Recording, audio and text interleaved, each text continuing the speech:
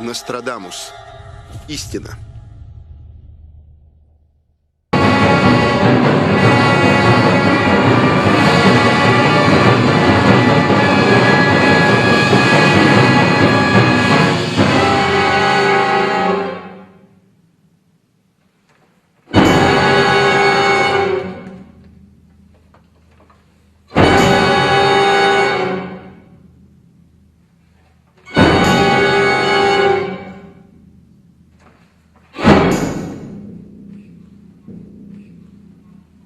Хоёрдугаар зууны турш хүндрэлтний хүлээлт болж бас заримыг чамгүй айлгаж түгшээж байсан нэгэн мэдээ бол 1999 оны 7 дугаар сард Тэнгэрээс залгах хааны тухай мэдээ. Энэ нь зүрх муутай заримыг айлгаж цус ихтэй заримыг хөөргөж ерөнхийдөө дэлхийд ноёлох муу мухайг арчин цэвэрлэх хүчрхэг нэгний ирэх дохио болон хүмүүс төржээс. Ну, знаменитый его Катрен 1999 год. Мөн сонирхолтой нь улс үндэстэн бүр энэ мэдээг өөр өөртөө хамаатуулан орчуулж ойлгож хүлээж авч байсны нэг тод илрэл жишээ нь болов. Он состоит из двух иероглифов, один из которых опасность, другой возможность. Мало кто знает, но довольно значительную часть своих предсказаний французский ученый Нострадамус посвятил почему-то далекой России. Называет он ее по-разному: страна северного ветра Аквилон или Тартария. Толкователи Нострадамуса утверждают, России в 21 веке суждено сыграть решающую роль в мировых событиях. Некоторые эксперты даже выводят дату – 2025 год. Монголчуудын хувьд мэдээж энэ мэдээг эзэн бог Чингис хаантай холбон ойлгож тухайн үед хүн бүрэл өөр өөрийнхөө янз бүрээр тайлбарлаж мөн энд тэнд Чингисчингүү тодорч хүмүүсийг шуугуулж байлаа. Мөн энэ талаар дагнан бүтээл төрүүлж нэлээд олон ном тохимол гаргасан хүнч бий. Сонирхолтой нь хүн их зүйчин энэхүү алдарт дөрвөн мөртөд одоо ч бат итгэл үнэмшилтэй байсаар байдаг бөгөөд та дэлхийн ирээдүг тэр тусмаа Монголын ирээдүг их зүйч Нострадамусын айл дүргүүгээр харж байгаа бол би таныг ирээдүгөө сохроор дурандаж байна гэж шуудхан хэлэх болно гэж сүүл төвлөрсөн нэг номынхоо нүүрэнд бичсэн байх шээтэй. Үнэхээр ч энэ дөрвөн мөрт бол 2012 оны 12 дугаар сарын 21-ний дуйлаанаас дутхгүй их сүр дуйлааныг тухайн үедээ дагуулж байсныг та санаж байгаа хаа. Жишээ нь социализмын үеийн бүх сонингууд орон бүхний пролетар нар нэгдэхтэн гэдэг толгой хөвгтэй байсан шиг тухайн үеийн зарим сонин үүн тухайлбал Монгол улсын хөдөлмөрийн баатар ардын уран зохиолч доктор Төдөгван эрхлэн гаргадаг дал сонин их зөнчин энэхүү алдарт дөрвөн мөртөөр толгой өгөж тэр үеийн дугааруудаа гаргадаг байсныг та санаж байв үзье. Все предсказания насчет 1999 года основывалось... Ажиргалтай нь тэр үеэс хойш хэдийнэ 16 жил өнгөрөөд байгаач энэ мэдээ одоо ч мөн хуучралгүй олонний анхаарлын төвд байсаар байгаа бөгөөд орон орны судлаач уран бүтээлчид энэ л мэдээг тойрч судалгаа бүтээлэн тойрвсаар байгаа байлаа. Означает просто хороший, добрый, щедрый король, вроде короля. Харин Монгол сүр дуйлаан дагуулсан дөрвтэй бүтээл ган төмрөөр бүтээгдэх сүрлэг хөшөөнөөс өөр юу байна? Хөшөөг амьлуулах номлол түүнийг судалсан судалгаа. Энэ талаарх танин мэд хүн ойлголт ард түмэндээ олгосон нь юу байна? Одоогийн хүмүүсийн бас нэг генийн төөрөгдөл монголчууд дэлхийч тэр Монголоос иргэд төрөх Чингис энтрийг хүлээхтэй яг тийм байдлаар хүлээгээд байдаг байхгүй юу? Тэгээд нэх мэрэгэн ном сум харавдаг хүн шигч байт юм уу те. Тэгээ юу хүмүүсээ зүүнүүд ингээд энэ бүгдний зүйд авдаг. Чингис хаан баатар хүн байх юм уу? Сайд хүн байх юм уу? Эсвэл ховрог хүн байх юм уу мэдээ. Бидэрт тэр өөрчлөлт ийм цаг үе орж ирж энэ юм болж байна гэдгийг л мэдрүүлж байгаа учраас бид нар энийг ярьж ийн түгээж ийн бид нар үүрэг учраас тийм энэс бид нар бол мандагтай биш шүү дээ. Ийм мэддэг мэдээж олон мянган хүн байгаа бах. А бүр мэдхгүй сая хүн байгаа бид бас мэдчихвэ тийм учраас үүрэг үүсгэж байгаа учраас энэ хүмүүсийн дээр анхаарал нэг 12 онд л эргэлт хийчихвэл тийм гэж би бодоод. Үнэхээр монголчууд Тэнгэрээс өгсөн энэ л оноолт үүргийг хариуцлагатайгаар ухамсарлаж 2012 онд эргэлт хийж чадвуу гэд тун саяхан болоод өнгөрсөн энэ шинэ үеийн түүхийг эргээд ажих үед 2012 он бол яах аргагүй хүндрэлтэн хариуцлагатай сонголтын өмнө тулж ирснийг чангаар зарласан он цаг байж монголчууд юунд хариуцлагатайгаар хандаж цорын ганц монголлог хөгжлийг байгуулъя гэд уламжлалт нүүдэлчин соёлоо сонгосон боловч өнөг хүртэл шилжилт хийгдсэнгүй. Яагаад юм бол гэд учрыг цааш сонирхтол нүүдэлчин соёлыг яагаад суурин соёлоос илүүд үзэж байгаагаан 2012 оны 12 сарын 21-ээс хойш 3 жилийн хугацаанд амжилттай тайлбарлаж хүмүүсийн үзэл бодол дөрвтэй өөрчлөлт хийж чадвал шилжилт маш эрчимтэй хурдан явагдах тооцооллыг Нострадамус судлаачид болон улс төр эдийн засаг судлаачид хийгээд байгаа байлээ. Энэ талаар өмнөх дугаартаа өгүүлсэн. Энэ удаад өмнө ярьсан дахин уршилгүй чанагш алхах үед Одоо ч дэлхийн орон оронд сүр дуулаан дагуулсаар байгаа их зөнчийн энэхүү алдарт дөрвөн мөртийн эзэн 1999 оны 7 дугаар сард Монгол орноо заларч эртний лүндэнгийн дагуу Эрдэнэ 100 хийдэд цагийн хүрдний номлолон айлдан сойрхсон Монголын 9-р богд мөн байж болох уу? Ийм таамаглалыг өмнөх дугаартаан дэвшүүлж байж болох үндэслэлийг дурдсан. Энэ удаа түүнийг батлахаар оролдлого хий. Нострадамус. Истина.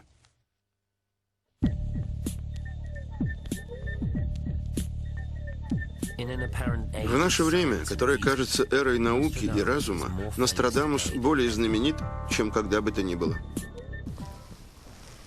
200 гаруй жилийн манжийн дарлаас улс орноо чөлөөлж эзэн богд Чингис хааны сэнтий заларсан хүн бол 8 дугаар богд ажээ.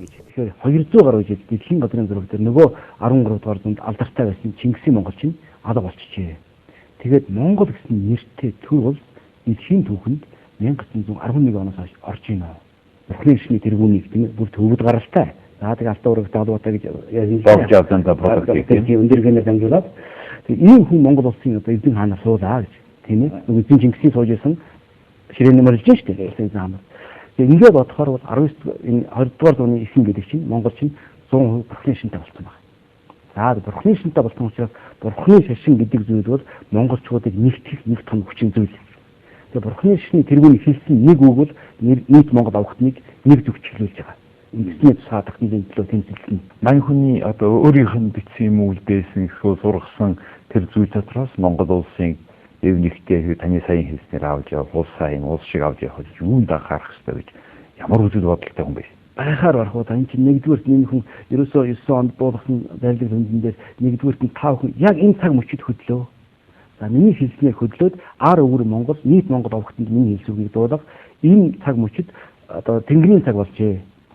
Өөрөөр хэлбэл манжаас одоо гарах цаг болжээ. Эндсний хэлээр. Одоо 2 хоногийн өмнө гаргаж чадсан шүү. Тийм. Энэ цаг мөчид та нар энийг дагаад биелүүлэхгүй бол та нар миний 8 дэрийг шүтсэн хэрэггүй болно гэж. Энэ хүн тэр хугацаагаар мэдсэн байна. Бүр гайхалтай. Очроо тухайн ном тасангийн тэнгэрийн цаг гэж тэндээс шүү дээ. Тэгээд одоо амжилтанд олж байгаа хэрэг. Тийм үү? Монгол нутгаас 3 хоногийн дотор гар тухай. Эндээс 8 дугаар богд нэгдмэл ямар зорилгын дор нийт Монгол овогтныг нэгтгэж тусгаар Монгол улсыг байгуулав гэдэг нэгэн том учир тодорхой ёстой. Богд хааны өөрийнх нь айлдуураас үзэхэд өндөр гэгэний 8 дүрийг шүтсний хэрэг 8 дугаар богдын үед гарч ертөнцөөс сураг алдарсан байсан Монгол улс дэлхийн тавцанд ахин гарч ирж эзэн богд Чингис хааны суудал эргээд эзэнтэй болжээ.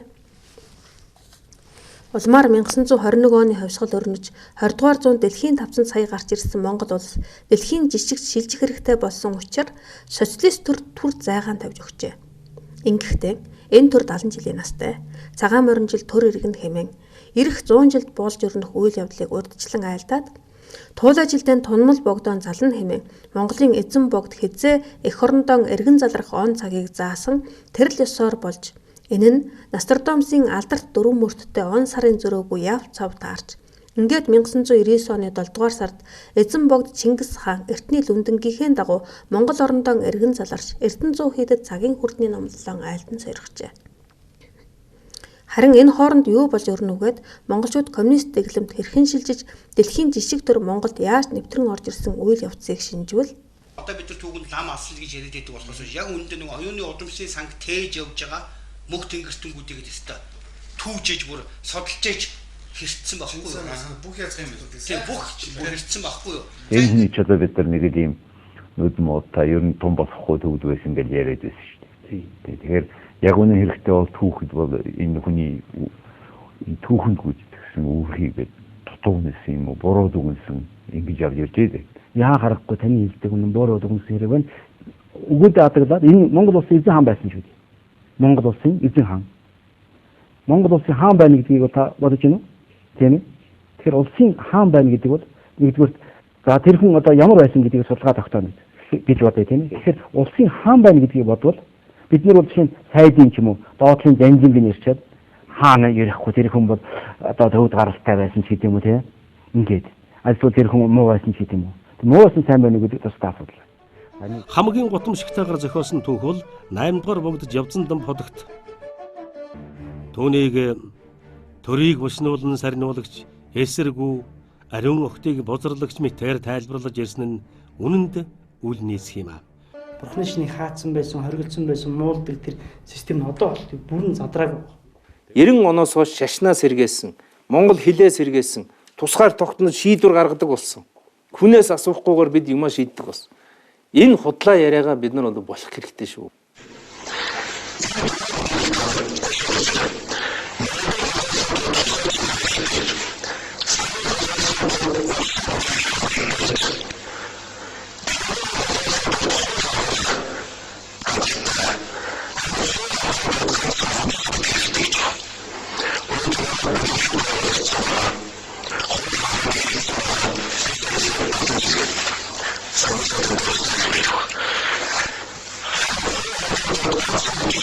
Зөвхөн бид бол хэн байсан?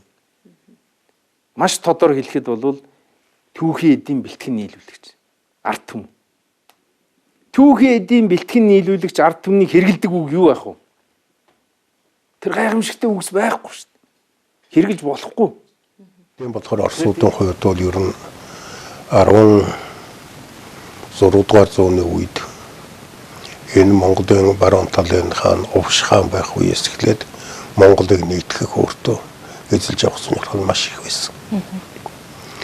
Тэгэд энэнийг 20 дугаар зуун хүрч янз бүрийн аргаар оролцсоор байгаад өөрийнхөө хараад орон болгож авсан. Тэгээд гүрний араншин болоо ер нь тэгэл шүсийг нь сорох дижэл авах тийм хүрээтэй байхыг боддог шүү дээ.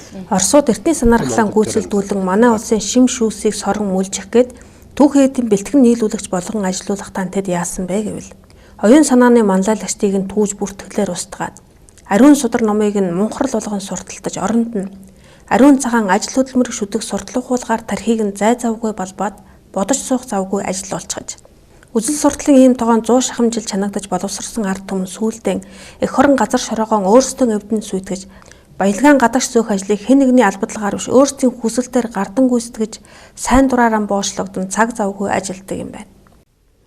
Ингэж ажил хөдөлмөрийг ариун цагаан гэж шүтэх үзлээсээ болоод нэгдүгээрт оршихуйгаан сүтгэж байна. Хоёрдугаарт нэр төрийн гаргуунд нь гарган янхан очтойгоор хэн мөнгөтэй боочлогдож өөрийгөө хэн ч биш болгож байна. Ингэж олсон мөнгөөрөө хүүхдээ боловсралтай болгоно гэд дахиад оршихуйгаан сүтгэж боловсон хүчнийг бэлдээд ингээд хүндрэлтэн мөхлийн өмнө тулаад ирлээ. Одоо яах вэ? Яагаад ийм болов гэд учрыг сонирхтал. Ард гэдэг бол нөгөө яг нөгөө ангийн дэмжлэлийн хонлороо бол одоо дарлагдагч анги нөгөө нэг юу байхгүй. Тэрэн дээр залгсан л үг байгаа байхгүй. Жишээл ардчил гэдэг үг бүр яг жинхэнэ утгаар нэг хөөх юм бол энэ бол язгууртнууд хамаагүй.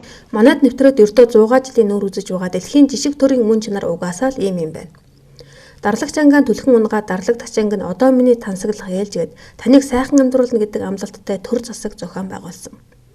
Эцэст нь амар хэлбэрийг хөөссөн тансаг амьдрал нь эргээд өөрийг нь боомлон хүн төрлөختөн мөхлийн аюул тулаад ирэхээр авралын гарцыг тэд Монголоос гарлан бидний зүг харуулдаг болжээ.